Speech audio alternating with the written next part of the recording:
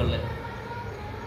ये rule number एक उच्चारण नियम, यानी एक उच्चारण नियम कौन कौन से होते हैं, कैसे होते हैं, इसके बारे में ये हमें बताई जाएगी। जैसे कि हमने पढ़ी है, कभी भी ए का मतलब अउआमक है और ए का आउ लिखे जाते हैं, ए का एउ लिखे जाते हैं और ए का एउ लिखे जाते हैं।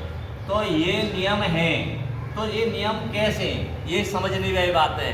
उच्चारण कैसे कैसे आमत हैं, तो देखो रूल नंबर 1 है, जब किसी वर्ड में कॉन्सेंट के बीच में ए आए, जैसे कि दो अक्षरों के बीच में जैसे ए आ जाए, ठीक है, यानी स्वर नहीं होए, खाली होए, अगर ए आ जाए तो उसे हम ए के रूप में बोला जाता है। जैसे कि देखो बैट, ये बीच में आ गई, bat, bat, bag, ban, cat, cap, can, fan, man, mat और सेट।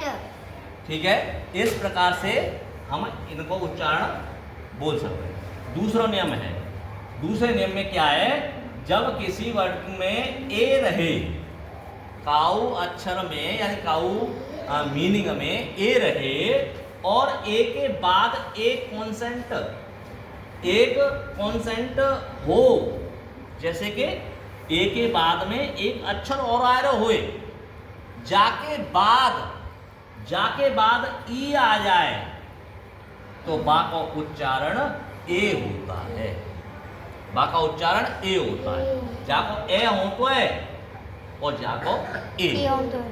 ठीक है, समझने की बात। देखो कैसे, जैसे bake, bake, A, bake, A को शुरू बनना है, bake, cake, fake, take, date, BATE, D आएगी लास्ट में, लेकिन बीच में एक टी आएगी, है ना, ए आई है, बीच में टी आएगी, तो डेट, हेट, सेम और लेट। इस प्रकार से हम याद कर सकते हैं। ये प्राथमिक स्तर से ही है।